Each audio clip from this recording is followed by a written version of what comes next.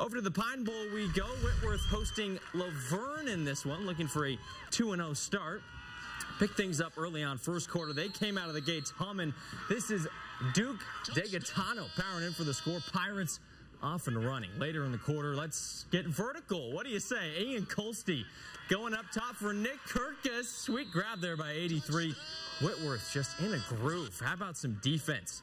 Verne trying to get something going, anything going. Pass is tipped, falls into the hands of Dalen McDonald, and we're going the other way. And hey, when we go the other way, you can probably guess what the Pirates did.